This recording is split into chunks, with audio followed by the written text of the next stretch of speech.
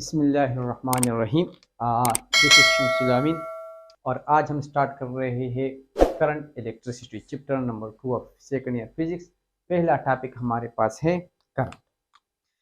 Before starting into the current, तीन बातें हैं जो आप लोगों को याद रखनी चाहिए।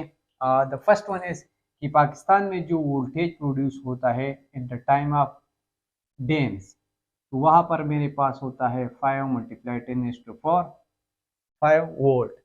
मींस कि डैम में जब बिजली प्रोड्यूस होती है तो उनकी वोल्टेज हमारे पास 1 to 110 100,000 लाख 5 लाख वोल्ट जो है वहाँ पर वोल्टेज हो जाता है।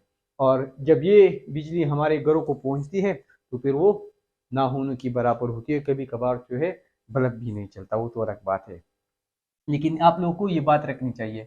दूसरी, जो बिजली पाकिस्तान में प्रोड्यूस होती है और जो यूज होती है पाकिस्तान में, इस बिजली की फ्रीक्वेंसी जो है वो हमारे पास है 50 हर्ट्ज, यानी एक सेकंड में जो है ये हमारे पास इस तरह की 50 साइकिल्स होते हैं।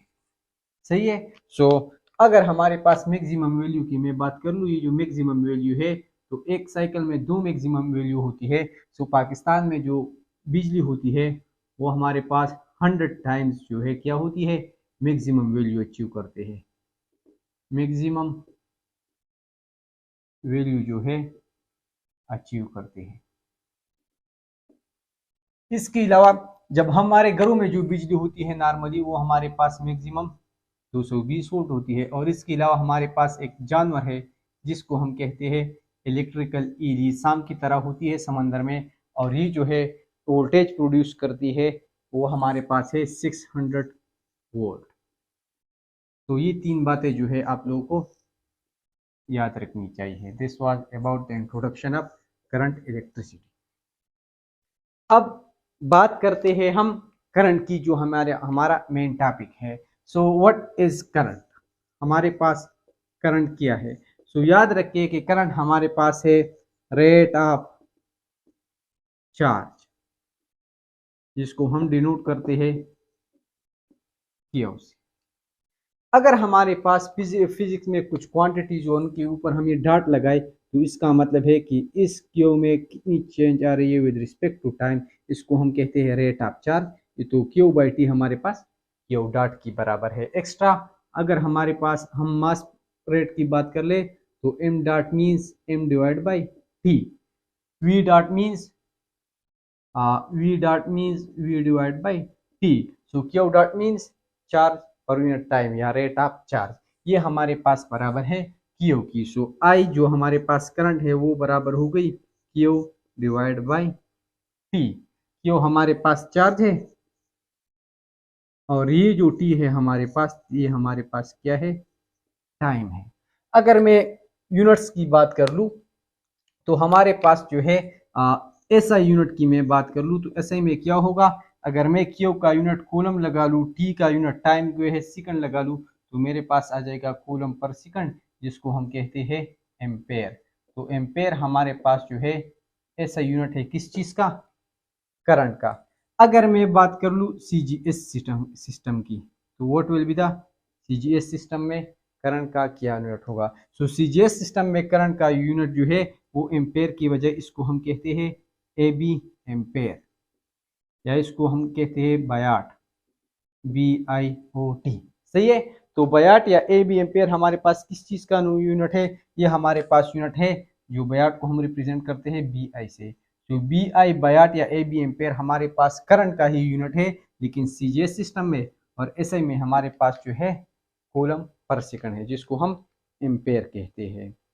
अब इन दोनों की जो रिलेशन है हमारे पास, याद रखिए कि 1 एम्पेयर हमारे पास बराबर होती है 1/10 BI बायाट, या अगर हम यहाँ से बायाट फाइंड कर ले तो 1 बायाट हमारे पास जो है बराबर होती है 10 एम्पेयर, यानी 10 एम्पेयर को जो है हम क्या कहते हैं, 10 एम्पेयर को हम कहते हैं 1 बायाट। सो बायाट जो है हमारे पास बड़ी यूनिट हो गई किस चीज़ से, एम्पेयर से। ये आप लोग जो है याद रखें।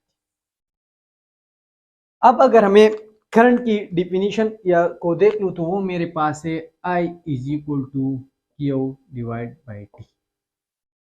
दो चीजें हैं मेरे पास, एक तो टाइम है और दूसरा मेरे पास क्या है, क्यू मीन चार्ज। यानी करंट जो है वो हमारे पास डायरेक्टली प्रोपोर्शनल है इस क्यू। यहाँ पर मास की बात नहीं हो रही, यहाँ पर बात हो रही है सिर्फ चार्ज की। और चार्ज में भी हमारे पास पॉजिटिव हो या नेगेटिव हो, जो भी चार्ज हो, हम उस पर भी डिपेंड नहीं करते। हम बात कर रहे हैं सिर्फ और सिर्फ जो है ऐसी चीज जिसमें चार्ज हो। जब वो चार्ज मूव करेगी तो करंट जो है हमारे पास क्या होगी, करंट हमारे पास जो है प्रोड्यूस होगी। अब ये चार्ज जो है डिफरेंट होती है। फॉर एग्जांपल अगर मैं सॉलिड्स की बात कर लूँ, सॉलिड में जिन चीज़ों से करंट पास होती है उनको हम कहते हैं मेटल्स। यानी मेटल्स में हमारे पास फ्री इलेक्ट्रॉन्स होते हैं। तो जब ये फ्री इलेक्ट्रॉन्स पर कौन सा चार्ज होता है, 1.6 मल्टीप्लाई 10⁻⁻19 कूलम। जब इलेक्ट्रॉन्स मूव करते हैं तो ये हमारे पास चार्ज है, तो इसकी वजह से हमारे पास क्या होगी, करंट जो है वो प्रोड्यूस होगी। अब अगर मेरे पास लिक्विड है, लिक्विड में लिक्विड है हमारे पास, और ऐसा लिक्विड है जिसमें हमारे पास क्या हो, आयन्स हो। लाइक NaCl में पानी में डाल दूँ तो वो NaCl जो है वो पानी में क्या होता है, Na+Cl-। और इन आयन्स की वजह से जो है करंट प्रोड्यूस होती है। तो लिक्विड में हमारे पास जो है करंट कैरियर्स क्या है, आयन्स है। सॉलिड्स में हमारे पास क्या होती है, फ्री इलेक्ट्रॉन्स। लिक्विड में हमारे पास क्या होती है, फ्री आयन्स। इसी तरह गैसेस में जो है हमारे पास जब आयन फॉर्म में गैस हो, आयोनाइज फॉर्म में गैसेस हो, तो उससे इलेक्ट्रिसिटी पास होती है। यानी गैसेस में हमारे पास होते हैं फ्री इलेक्ट्रॉन्स और इसके साथ साथ पॉजिटिव आयन्स। बात हमने की थी चैप्टर नंबर इलेक्ट्रॉनिक्स में, सेकेंडरी फिजिक्स में हम पढ़ेंगे कि हमारे पास सेमीकंडक्टर्स होते हैं, सेमीकंडक्टर्स जिनमें करंट पास होती है, और करंट की पास की वजह हमारे पास क्या होती है, इलेक्ट्रॉन्स प्लस होल्स। तो these are different current carriers. Different materials में हमारे पास जो है डिफरेंट कैरियर्स है। सो ये चारों की चारों आप लोग याद रखें कि सॉलिड्स में हमारे पास कैरियर्स फ्री इलेक्ट्रॉन्स होते हैं, लिक्विड में हमारे पास जो है कैरियर आयन्स होते हैं, गैसेस में हमारे पास electrons plus positive ions, semiconductors में हमारे पास इलेक्ट्रॉन्स एंड होल्स। अब अगर मैं करंट की टाइप्स की बात कर लूँ, यहाँ पर भी कुछ बातें और डिस्कस करेंगे, लेकिन डायरेक्टली यहाँ पर जो है अब बात करते हैं करंट की टाइप्स की, या यहाँ पर I/Q/T की बात करते हैं। चलिए अब हमने बता दिया कि चलिए टाइप्स की बात करते हैं। टाइप्स करंट की जो है हमारे पास जो है 2 टाइप्स। एक करंट हमारे पास वो होता है जो हमारे पास AC होता है, अल्टरनेटिंग करंट, और दूसरा करंट मेरे पास होता है डायरेक्ट करंट। ये हमारे पास है अल्टरनेटिंग करंट, और एक दूसरा जो है मेरे पास है डायरेक्ट करंट। सही है। अल्टरनेटिंग करंट में हमारे पास क्या होता है, अल्टरनेटिंग करंट में हमारे पास करंट प्रोड्यूस होती है, और वो हमारे पास अल्टरनेट अपना जो है मैग्नीट्यूड और उसकी डायरेक्शन जो है चेंज होती है। हर पॉइंट पर आप लोग देख ले, ये मैग्नीट्यूड जो है चेंज हो रहा है, यहाँ पर डायरेक्शन, हर पॉइंट पर डायरेक्शन जो है हमारे पास जो है डायरेक्शन भी चेंज होती है। सो अल्टरनेटिंग करंट में हमारे पास जो है मैग्नीट्यूड को मैं करूँगा, हमारे पास होता है वेरी, डायरेक्शन हमारे पास होता है वेरी। सही है।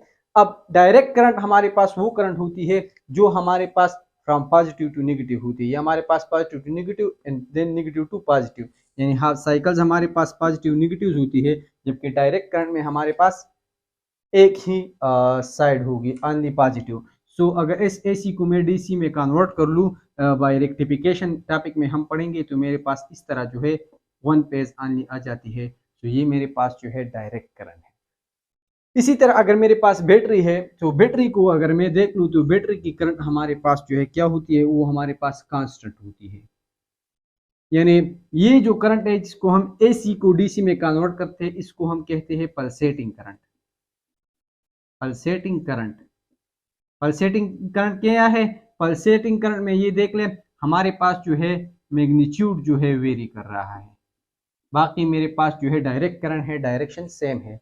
जबकि हमारे पास ये जो कांस्टेंट करंट है, हमारे पास नॉर्मल जो सेल्स की होती है या बैटरी की, कांस्टेंट करंट में हमारे पास जो है मैग्नीट्यूड प्लस डायरेक्शन, दोनों मेरे पास क्या है, दोनों मेरे पास जो है कांस्टेंट होती है। तो ये हमारे पास दो टाइप से अल्टरनेटिंग करंट की और मेरे पास टाइप से किस चीज़ की, डायरेक्ट करंट की। और अगर ये एसी है, एसी को अगर मैं डीसी में कन्वर्ट करूंगा तो हम कहेंगे इलेक्ट्रॉनिक्स चैप्टर में कि इसके लिए हम यूज करते हैं रेक्टिफायर। ये हमारे पास डिवाइसेस है। अगर मैं डीसी को एसी में कन्वर्ट करूंगा, डीसी इनटू एसी, तो इसके लिए हम यूज करते हैं इन्वर्टर। इसके अलावा ये जो एसी हमारे पास है अल्टरनेटिंग करंट, याद रखिए कि अल्टरनेटिंग करंट हमारे पास एक ही इफेक्ट शो करती है, that is heating effect. For example अगर इसको हम एक रेजिस्टर से पास करेंगे तो ये हमारे पास हीटिंग इफेक्ट जो है वो शो करेगा। अब ऑन द अदर हैंड ये जो डायरेक्ट करंट है हमारे पास, ये तीन इफेक्ट शो करेगा। ये हीटिंग भी प्रोड्यूस करेगा, ये मैग्नेटिक फील्ड जो है वो भी प्रोड्यूस करेगा, और केमिकल रिएक्शन को जो है उसको भी इनिशिएट करेगा। So these are the types of current. सही है, ये हमारे पास है। यानी एसी जो है, एसी में हमारे पास क्या होता है, एसी में हमारे पास जो करंट होती है वो हमारे पास टू टाइप से, एक एसी है एक डीसी है। एसी में जो है डायरेक्शन और मैग्नीट्यूड दोनों जो है चेंज होते हैं, जबकि डायरेक्ट करंट में हमारे पास डायरेक्शन तो सेम होगी लेकिन वो जो हमारे पास मैग्नीट्यूड है वो डिफरेंट हो सकती है। इस तरह अगर हम एसी को डीसी में कन्वर्ट करते हैं इलेक्ट्रिफायर में, तो हमारे पास ये जो है पल्सेटिंग करंट बनता है, जिसमें मैग्नीट्यूड चेंज होते रहते हैं। अब हमारे पास जो है ये डायरेक्ट करंट जो है ये तीन इफेक्ट प्रोड्यूस करता है। Like for example H is equal to I square R T. अगर हमारे पास एक रेजिस्टर है एट टेम्परेचर T, इससे करंट पास हो रही I, तो इससे हीट प्रोड्यूस होगी, और वो हीट हमारे पास किस चीज की बराबर होगी, H is equal to I square R T. लेकिन याद रखें कि ये H जो हीट प्रोड्यूस हो रही है ये प्रोड्यूस होगी इस करंट की वजह से। H is directly proportional to what, H is directly proportional to I square. ये करंट AC भी हो सकता है, ये करंट DC हो सकता है। सही है। यहाँ पर एक पॉइंट में आप लोगों को और एक्स्ट्रा और भी बता देता हूँ कि हीट जो है डायरेक्टली प्रोपोर्शनल है आई स्क्वायर को, इसका वोल्टेज से ताल्लुक नहीं है, यानी ये डिपेंड करता है डायरेक्टली करंट पर। तो इसी वजह से जब डेंस में बिजली बनती है तो उसकी वोल्टेज ज़्यादा होती है। इसको जब हम होम में सप्लाई करते हैं, ये बाहर जो है बड़े बड़े लेन आते हैं, यानी 20 के वायर होते हैं, 10 के लेन जो वायर होते हैं, इसको हम वोल्टेज बढ़ा लेते हैं, और जब वोल्टेज बढ़ जाता है करंट कम होता है, इस वजह से हीट लॉस जो है कम होती है। और जब बिजली घरों तक पहुंच जाती है तो यहाँ पर एंड में हम क्या करते हैं, ट्रांसफार्मर लगा लेते हैं जो इसको जो है 220 वोल्ट पर ले आते हैं। This was the chemical effect, heating effect सारी। अब दूसरा इफेक्ट जो हमारे पास है वो हमारे पास है मैग्नेटिक इफेक्ट। याद रखें कि मैग्नेटिक इफेक्ट हमारे पास ये डीसी और एसी दोनों हीटिंग इफेक्ट प्रोड्यूस कर रहे थे, लेकिन डीसी जो है एक और इफेक्ट प्रोड्यूस करता है जिसको हम कहते हैं मैग्नेटिक इफेक्ट। ये आगे हम टॉपिक में पढ़ेंगे एम्पेयर्स लॉ में। एम्पेयर लॉ ने कहा था कि हमारे पास अगर एक वायर है उससे में करंट जा रही है तो इसकी इर्द गिर्द जो है वो मैग्नेटिक फील्ड प्रोड्यूस होगी, और यही मैग्नेटिक फील्ड हमारे साथ क्या होगा, यही मैग्नेटिक फील्ड हमारे पास डायरेक्टली प्रोपोर्शनल होगा to I, and this will be inversely proportional to this R। अगर इसको मैं चार्ज इसको मैं जो है वो ऐड कर लूँ और फिर कांस्टेंट लगा लूँ तो मेरे पास एक इक्वेशन आएगी, that will be something is equal to something like, अभी मुझे याद नहीं है, आगे हम पढ़ेंगे, mu naught I divide by 2 pi R। So ये जो मैग्नेटिक फील्ड प्रोड्यूस हो रहा है this is due to this current, और ये करंट तब ये मैग्नेटिक फील्ड प्रोड्यूस करेगा जब ये हमारे पास डीसी हो। एसी जो है हमारे पास प्रोड्यूस नहीं करता, क्योंकि एफ जो है प्रॉपर्टी हमारे पास डीसी करंट की है। इसी तरह हमारे पास केमिकल इफेक्ट भी है इलेक्ट्रोलाइसिस में जो है, इलेक्ट्रोलाइसिस में जो हमारे पास इलेक्ट्रोलाइसिस होती है, केमिकल रिएक्शन इलेक्ट्रोलाइसिस।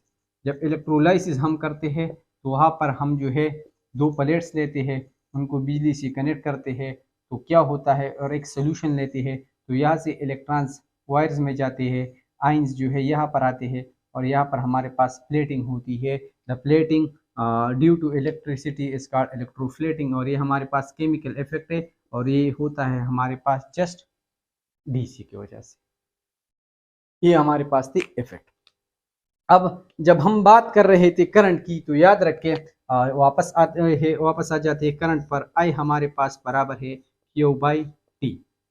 अब अगर हम मेटल्स की बात करते हैं तो वहां पर फ्री इलेक्ट्रॉन्स होते हैं, तो क्यू हमारे पास जो है हमेशा बराबर होगी एन ई बाई टी। यानी अगर ये मेरे पास एक वायर है, इसमें एक इलेक्ट्रॉन है, तो उस पर चार्ज जो है ई होगी। अगर एन इलेक्ट्रॉन्स है, 10 20 30 एन जो भी है, तो फिर मेरे पास चार्ज बराबर होगी एन ई पर। तो मैं यहाँ पर I is equal to N E by T लिख सकता हूँ। याद रखिए कि अगर हमारे पास एक ही इलेक्ट्रॉन है, तो फिर हमारे पास करंट जो है इस तरह हम लिख सकते हैं, I is equal to E divide by T, या इसको मैं लिख सकता हूँ 1.6 multiply 10⁻⁻⁹ coulomb divide by T. इसके अलावा यहाँ पर अगर एक ये देख ले, ये हमारे पास दोनों बराबर है, so Q divide by T is equal to N E divide by T. सही है। तो यहाँ से अगर हमें जो है करंट गिवन हो, अगर हमें कहे कि नंबर ऑफ इलेक्ट्रॉन्स फाइंड कर ले, या हमें चार्ज फाइंड कर ले, तो क्यू मेरे पास आ जाएगा एन ई की। तो ये इक्वेशन जो है ये यूज होता है, इससे हम नंबर ऑफ इलेक्ट्रॉन्स जो है फाइंड करते हैं या चार्ज फाइंड करते हैं। इसी तरह अगर हमारे पास जो है करंट फाइंड करना हो, हमें नंबर ऑफ इलेक्ट्रॉन्स गिवन हो, हमें टाइम गिवन हो, अगर हमें कहे कि करंट फाइंड कर ले, तो we will use this equation, I is equal to N E divide by T. ये है मेरे पास है करंट। अब ये करंट जो है हमारे पास 1 एम्पेयर कब होगी? याद रखें कि फार्मूले में हमारे पास है I is equal to Q divide by T. अगर क्यू मेरे पास 1 हो, जो ऐसा यूनिट हमारे पास कूलम है, मीन्स अगर 1 कूलम अब चार्ज हो हमारे पास, अगर क्यू जो है 1 सी हो और टाइम 1 सेकंड हो, तो ये मेरे पास जो है जो करंट बनता है मेरे पास होता है 1 एम्पेयर। सही है, वो मेरे पास बनता है 1 एम्पेयर। अब याद रखिए कि 1 इलेक्ट्रॉन्स मेरे पास बराबर है 1.6 मल्टीप्लाई 10⁻⁻⁹ कूलम। सही है, 1 electron is equal to 1 - 6 multiply 10⁻⁻⁹ coulomb. एक इलेक्ट्रॉन पर इतना चार्ज होता है। तो अगर हम फाइंड कर ले 1 कूलम, या सी में फाइंड कर लूँ कि 1 कूलम में कितने इलेक्ट्रॉन्स होते हैं, तो हमारे पास क्या बनेगा, 1 कूलम में हमारे पास बन जाता है 1 divide by cross multiplication 1.6 multiply by 10⁻⁻⁹ coulomb. तो 1 डिवाइड बाई 1.6 0.62 आ जाएगा। 10⁻⁻19 को ऊपर ले जाएंगे तो ये मेरे पास 10⁻18 बन जाएगा। इसको मैं लिख सकता हूँ 6.25 मल्टीप्लाई 10⁻18 इलेक्ट्रॉन्स। तो एक कूलम में हमारे पास कितने इलेक्ट्रॉन्स होते हैं, 6.25 मल्टीप्लाई 10⁻18। सो आप लोग याद रखें कि अगर हमारे पास 6.25 मल्टीप्लाई 10⁻18 इलेक्ट्रॉन्स पास हो रहे हैं एक सेकंड में, तो मेरे पास जो करंट बनेगा वो मेरे पास क्या होगा, 1 एम्पेयर। सही है, 1 एम्पेयर करंट कब होगा हमारे पास, दो केसेस में होगा। जब इतने इलेक्ट्रॉन्स पास हो रहे हैं 1 सेकंड में, ये हमारे पास होगा 1 एम्पेयर। और इतने इलेक्ट्रॉन पर चार्ज कितना होता है, 1 coulomb. So 1 coulomb by 1 second is equal to 1 ampere. सही है, ये आप लोग जो है याद रखें। इसी तरह अगर हमारे पास जो है करंट चल रहा हो, हमारे पास कंटिन्यूस फ्लो ऑफ करंट्स हो रहे हो, तो इसको हम जो है स्टेडी करंट कहते हैं।